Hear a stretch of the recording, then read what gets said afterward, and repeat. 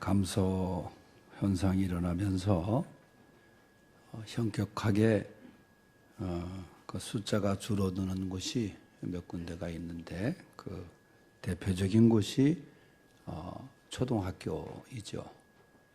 제가 이 개척해서 옆에 초등학교도 같이 이제 개교를 했는데 한동안은 제가 제 서재에서 설교 준비를 하다 보면 아이들이 바로 이 옆에서 체육 시간에 그 떠드는 소리가 아주 많이 들렸어요.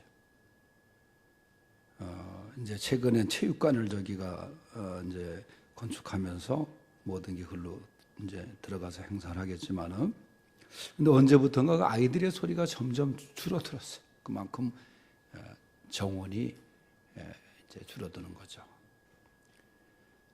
여러분들이나 아마 저랑 같은 세대의 그 당시 국민학교는 보통 60명 이상이었습니다.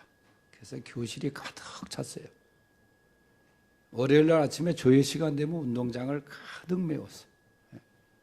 근데 지금 가보면은 정말 이상해요. 이상한 현상.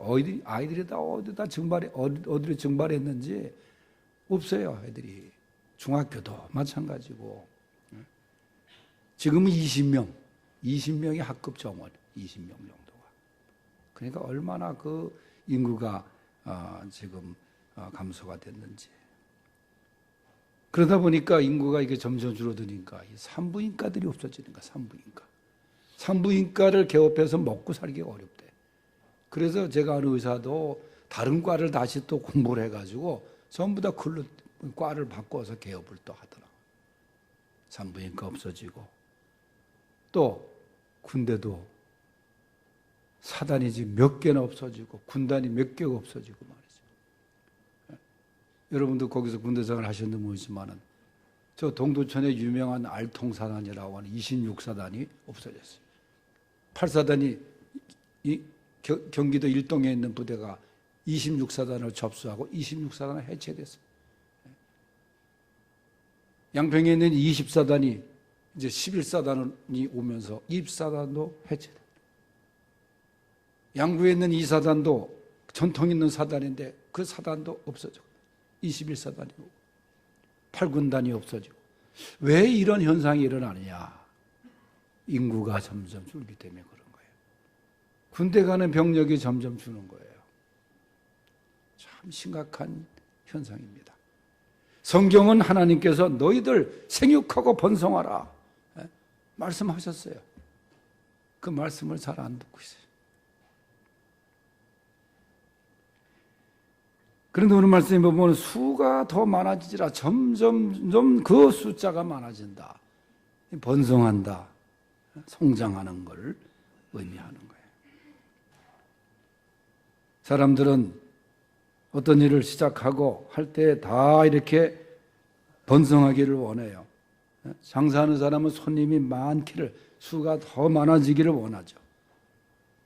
감사한 것은 지난 주간에 우리 오도선교회에서 저 제주도에 그 토스카나 호텔, 우리 신동효 집사랑 김현정 권사가 경영하는 호텔에 2박 3일간 우리 임원들은 미리 가서 이제 준비해서 갔습니다만은 방이 없는 거예요, 방이. 그러니까 주일날 내려가서 보니까 방이 없어서 저 위에 풀하우스에서 아무래도 지내셔야 될 것 같다고.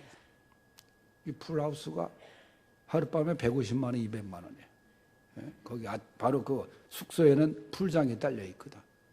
그래서 목사님들이 거기 가서 들어가서 문 열어보니까 자기 평생 이렇게 좋은 숙소는 처음 봤다는 거예요. 그리고 음식도 그냥 먹으라는 거예요.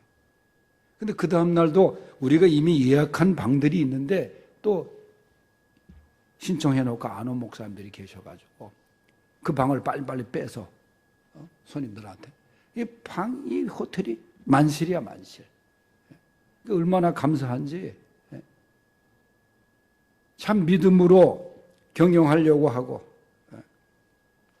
그리고 두 애가 얼마나 열심히 하는지. 그 신입사는 거기 회장으로 되어 있는데 아침 일찍부터 일어나가지고 곳곳에 청소를 하고 다니더라고. 그러니까 손님들은 그 사람이 회장인지도 몰라요.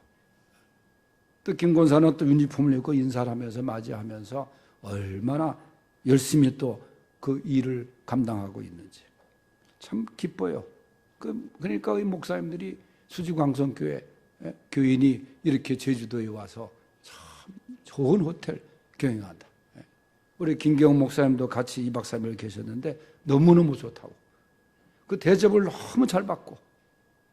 그러니까 마지막 폐예배 때 우리 김 목사님이 우리가 이 집사님 부부를 위해서, 이 호텔을 위해서, 믿음의 기업을 위해서 통성기도 하자고.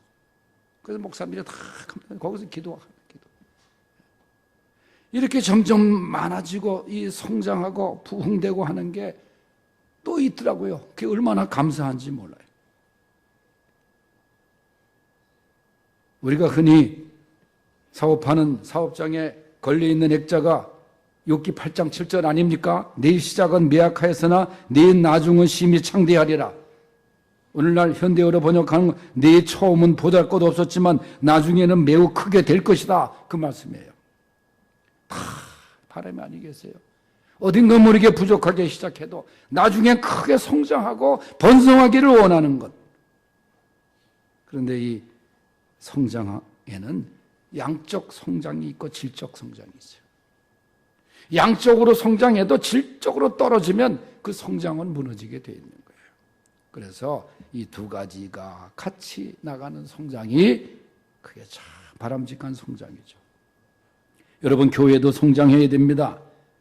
70년대 한국 교회가 얼마나 성장을 기록했어요. 제가 신학교 때 여의도 광장에서 아스팔트 바닥에 신문지 깔고 빌리그람 목사님 집회를 참석했는데 100만이 모였느니 그 여의도가 가득 찬 가운데서 대형 집회를 해서 세계 교회를 놀라게 하지 않았어요. 대단했습니다. 지금은 그런 집회가 점점 줄어들어서 체육관으로 갔다가 그 다음에 큰 교회에 가서 부활절 연합 예배니 그 예배를 드리고 있어요. 뭐 최근에 강화문이 얼마가 모였느니 서초동이 얼마가 모이느니 떠들지만은 그런 집회는 정치적인 집단이 주관하는 집회고 정말 이 기독교 역사상 한국 교회가 그렇게 많이 올라갔던 70년대, 80년대 그러면서 떨어지기 시작한 거예요. 성장 둔환이 쇠퇴기니 물론 인구 감소라는 큰 요인도 있지만은 우리 교회가 우리 성도들도 반성해야 될 일들도 많이 있습니다. 특히 사탄의 세력, 이단 사입이 반기독교적인 세력들이 조직적으로 이 교회를 흔들고 있는 시대를 우리가 살고 있는 거예요. 교회 이상적인 교회는 초대교회의 교회라고 얘기합니다. 오늘 본문에 등장하는 교회, 그 교회는 양적으로 질적으로 수가 많아져서 교회다운 교회, 주님이 명하신 그 사명을 잘 감당했어요. 우리 교회가 추구하고 20주년을 향해서 가는 우리 수지강성교회도 이런 교회로, 이런 교회가 되었으면, 또 교인이 되었으면 합니다. 그러기 위해서는 첫째, 평안해야 됩니다. 오늘 말씀에 보면 그리하여 온 유대와 갈릴리아와 사마리아 교회가 평안하여 그랬어요. 교회가 평안해야 돼요. 여기서 그리하여라는 말은 이 사울이라는 사람이 나타나서 교회를 그렇게 못살게 굴고 핍박을 하고 박해를 했는데 다메섹 도상에서 예수님을 만나서 회개하고 이제 예수를 믿게 돼가지고 그래서 핍박이 끝난 거예요. 그걸 말하는 거예요. 박해의 고통이 끝났고 박해에 대한 걱정과 근심이 없는 평안을 교회가 맞이했다는 거예요. 여러분, 사울이라는 사람이 얼마나 교회를 박해했습니까? 그날도 교인들을 박해하기 위해서 다메섹으로 가는 길에 빛으로 오신 주님을 만나지 않아요? 마을에서 떨어져 가지고 강한 빛에 엎드려서 있으니까 사울아, 사울아, 왜 네가 날 핍박하느냐? 여러분, 사실 이 사울은 주님을 핍박한 게 아니라 예수를 몰랐기 때문에. 그런데 예수님은 왜 나를 핍박하느냐? 이 말씀은 왜 내 몸된 교회를 핍박하느냐 그 말이에요. 교회를 핍박하는 것이 예수님을 핍박하는 거거든요. 여러분 이걸 알아야 됩니다. 교회는 주님의 피로 값주고 사신 이 전이에요. 그래서 교회를 핍박하면 주님을 핍박하는 거예요. 그리고 바울이 됩니다. 평안이 임합니다. 주님이 주시는 평안입니다. 주님이 만들어주신 평안이에요. 요한복음 14장 27절에 보면은 평안을 너희에게 끼치노니 곧 나의 평안을 너희에게 주노라. 내가 주는 평안은 세상에 주는 것이 아니라. 이 말씀하실 때가 언제냐? 십자가에 이제 잠시 후면은 못 박히시는 그 일이 바로 있기 전입니다. 얼마나 주님으로선 비통한 순간입니까? 그런데 여기서 평안을 말씀하시는 거예요. 십자가에서 처참하게 죽어야 할 그분이 평안을 이야기할 수가 있느냐 그 말이에요. 그게 바로 하늘의 평안입니다. 하나님이 주시는 평안입니다. 세상에 주는 평안은 가진 것이 있어야 평안이지만은 하나님의 평안은 다 빼앗기고도 주시는 평안. 그래서 예수님이 내가 주는 평안은 세상이 주는 것과 다르다 그런 거예요. 이 평안이 우리 가운데 임하시기를 간절히 바랍니다. 우리가 믿는 하나님은 평안의 하나님이에요. 화평의 하나님이에요. 고린도전서 14장 33절에 오직 화평의 하나님이시니라. 예? 여러분 하나님으로부터 오는 평안을 경험하는 우리 교회 성도들, 교회가 평안하니까 나타나는 게 뭐냐면 든든히 서가고 그랬어요. 기초가 든든합니다. 주님의 말씀으로 교회가 평안하여 수가 더 많아지는 역사가 일어나는 거예요. 부흥하는 교회의 특징은 평안한 교회입니다. 여러분 교회가 싸우고 분열이 있으면 결코 성장할 수가 없는 거예요. 이것이 너무너무 오래 갑니다. 회복이. 지난주에 수습정권위원장으로서 이 싸우는 교회, 이 갈라진 교회에 대한 수습정권을 가지고 이제 시작에 들어갔는데 해결이 될지. 여러분 교회가 싸우고 못질을 당하고 십자가를 내리고 그리고 옆에서 예배를 양교에서 드리는데 그 조그만 마을에 그게 전도가 되겠어요? 싸우는 교회인데. 하나님이 얼마나 마음 아팠겠어요. 화평케 하는 자가 복이 있고 그들이 하나님의 아들인데 분열시키고 싸우고 그런 것은 사탄의 종들 아닙니까? 평안해야 됩니다. 교회가 평안하고 가정도 평안하고 나라도 평안해야 되는 줄로 믿습니다. 여러분 특별히 나라 위해서 기도 많이 하세요. 지금 이 대한민국을 보면 얼마나 불안한데 미국은 계속 주둔 그 비용을 올리죠. 장사꾼 경제인이 대통령이 되다 보니까 계속해서 걷어내려고 그래요. 지소미아 한미 일본과 군사 그 협정, 정보 교환 협정이 이제 종료가 되는데 미국이 압력을 넣어도 미국인이 철수하라 그러면 끝난다. 이런 지금 주장을 하고 있는 세력들이 얼마나 많은지 몰라요. 여러분 우리 자주 국방이 됩니까? 북한은 핵을 가지고 있는데 어떤 사람은 그래 북한이 핵이 있으면 더 좋다. 그들이 우리를 향해서 쏠 것이냐. 같은 민족인데 그런 위험한 생각을 갖고 있는 세력들이 있다 그 말이에요. 사실 군대도 불안한 게 많아요. 여러분 사단장이 34단장이 민간인 건축업자 사장을 부대에 초청해가지고 자신과 똑같은 군복에다 계급장을 달게 하고 사단장이 같이 오픈카를 타고 병사들을 쭉 군장하게 하고 사열을 받은 게 얼마 전에 문제가 되지 않았어요. 군대 법에 그런 게 없어요.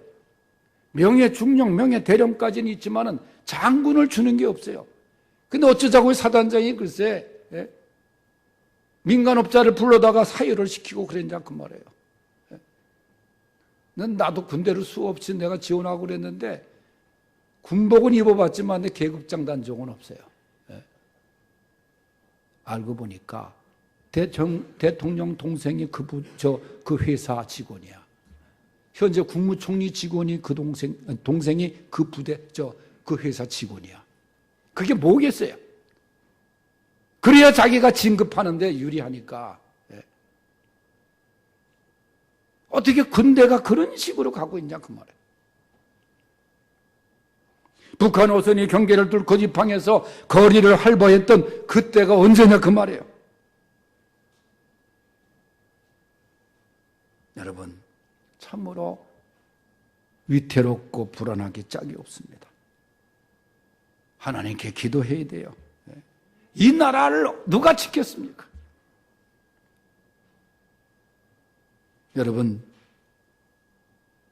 평안하신 하나님, 평안을 주시는 하나님, 다툼과 분열이 있는 곳에는 거기에 더해지는 역사가 없어요. 본문에 보면 그리하여 온 유대와 갈릴리아와 사마리아 교회가 평안하여 든든히 서가고 그랬어요. 평안하니까 든든히 서갔다는 거예요. 평안해야 견고해집니다. 예. 온 유대와 갈릴리와 사마리아 교회들이 평안하여 든든히 서갔다. 우리 수지강성교회가 평안하여 든든히 서가는 교회가 되기를 바랍니다. 여러분의 가정이 평안하여 든든히 서가는 가정이 되길 바랍니다. 여러분들이 하는 일이 평안하여 든든히 서가기를 바랍니다. 두 번째는 주를 경외해야 합니다. 본문을 계속해서 보면은 주를 경외함과 그렇게 말씀해요. 수가 더 많아지게 된 것은 주를 잘 경외했기 때문이에요. 경외라는 말은 원래 두려워하다, 떨다라는 말입니다. 이것은 무서운 존재에 대한 공포감을 말하는 게 아니에요. 하나님의 주권과 하나님의 영광을 인정하는 그런 거룩한 두려움, 그런 공경심을 말하는 겁니다. 우리는 하나님 앞에 지금 서 있다. 나는 지금 살아계신 만군의 하나님 여호와께 예배를 드리고 있다. 그런 가운데 드리는 기도가 뜨거울 수밖에 없는 거예요. 찬송을 드릴 때도 지금 내 곁에 계시는 하나님께 드리는 찬양이니까 그 찬양이 뜨겁고 힘찰 수밖에 없는 거예요. 말씀을 들을 때도 언제나 진지한 자세로 받아들이는 겁니다. 그 예배가 신령과 진정의 예배가 되는 거예요. 그런 경외하는 마음으로 드리는 예배. 하나님은 이렇게 하나님을 경외하는 자에게 복을 주십니다. 시편 34편 7절에 보면 여호와의 천사가 주를 경외하는 자를 둘러 진치고 그들을 건지신다 그랬어요. 하나님을 경외하는 자는 주의 천사들이 둘러 진치신다 말씀했어요. 신명기 5장 29절에는 여호와를 경외하는 자는 그 자손이 영원히 복을 받는다고 말씀했어요. 시편 128편은 여호와를 경외하는 자는 손이 수고한 대로 먹고 복되고 형통할 것이라고 했어요. 시편 145편 19절 경외하는 자들의 소원을 이루시고 기도를 들으신다고 하셨어요. 잠언 10장 27절에는 여호와를 경외하면 장수한다고 말씀하셨어요. 이외에도 성경에는 여호와를 경외하는 자에게 주시는 축복이 아주 많습니다. 반대로 하나님을 경외하지 않는 자는 신명기 28장 58절에 악과 재앙에 노출되어 있으나 보호받지 못하느니라. 전도서 8장 13절에는 여호와를 경외하지 않는 자는 그날이 그림자와 같으리라. 다 헛것이라 그 말이에요. 말라기 3장 5절에는 하나님을 경외하지 않는 자는 하나님의 심판을 피하지 못한다고 말씀했어요. 고넬료 가정처럼, 백부장 가정처럼 하나님을 잘 경외하여 더욱더 부흥하는 교회, 또 성장하는 가정, 여러분들의 사업이 될 수 있기를 축원합니다. 세 번째는 성령의 도우심을 받아야 됩니다. 여기 보니까 주를 경외함과 성령의 위로로 진행하여 수가도 많아지리라. 성령의 하고 여러분의 성경에 보면 3자라고 그게 기록되어 있을 거예요. 그 밑에 보면은 후원으로 그랬어요. 성령의 위로를 성령의 후원으로 그렇게 바꾸어서 읽어도 됩니다. 예? 여러분, 후원을 우리가 받을 상황이면 받아야죠. 예? 우리 한국이 전쟁 끝나고 미국으로부터 후원을 얼마나 많이 받았습니까? 원조를 얼마나 많이 받았어요. 그게 얼마나 큰 힘이 됐습니까? 우리 노예도 개척교회를 시작할 때 이제 맨주먹으로 개척교회를 시작하는 그런 목회자들에게 이제 미자립교회위원회에서 후원을 해줍니다. 얼마 전에 우리 노예가 강남노예랑 자매결혼인데 강남노예와 자매결혼을 맺게 된 동기가 뭐냐? 이 경기노예, 우리 교회가 경기노예가 아주 범위가 넓어요. 수원, 용인, 오산, 평택, 안성, 저 이천 일부, 저 화성까지 다니까 얼마나 구역이 넓은지 몰라. 그래서 이 수지 같으면은 이 경기도보다는 이 서울 쪽으로 노예가 이 편성이 되들 지역인데, 어쨌든 옛날에 이게 옛날 지금도 경기도지만 경기도 이렇게 속성. 그래서 저도 서울 노예, 서울의 동남노예, 명성교회, 강성교회 있는 거기에 소속, 한동안 우리 교회가 그 서울 동남노예 소속으로 돼 있었어요. 그러다가 총회에서 지역으로 가라. 그래서 제가 순종해서 경기노예로 들어온 거예요. 얼마나 낯설은지 몰라. 와가지고 제가 서울 노예만 있다가 사도 서울자로 시작하는 번호판을 경기자로 바꾸는데 얼마나 이상한지 몰라. 제가 이 경기라는 이름으로 바꾸니까 참 그때 적응이 잘 안 됐어요. 여기 노예 와서도 그렇고. 그러다 보니까 있는데 강남 노예 교회들이 이쪽으로 우리가 개발되면서 교회들이 일 들어온 거예요. 경기노예 지역으로. 그러니까 우리 경기노예로 와야 돼. 법적으로. 안 오는 거예요. 죽어도 하나 죽어도. 그래서 와라.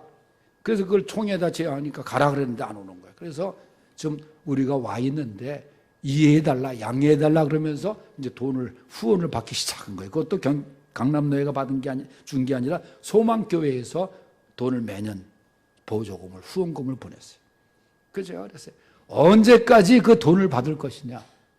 그 돈 받으면 할 말은 못한다, 우리가.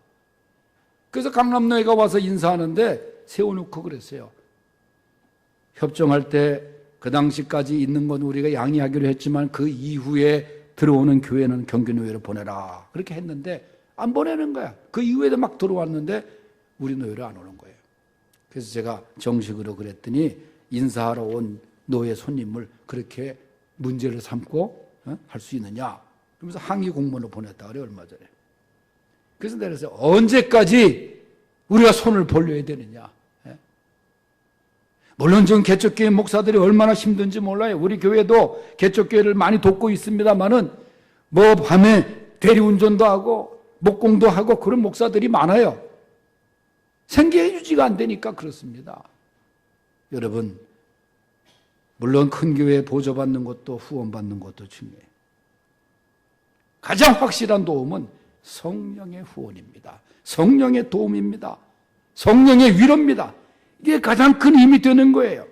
물론 사람을 통해서도 성령이 역사하시지만 성령의 도우심이 가장 큰 힘이 되는 겁니다. 로마서 8장 26절에도 성령이 우리의 연약함을 도우신다 그랬어요. 예? 여러분, 힘이 듭니까? 연약함을 느끼십니까? 여러분, 기도를 통하여 성령의 도우심을 경험하시기를 바랍니다. 성령은 준비하고 계세요.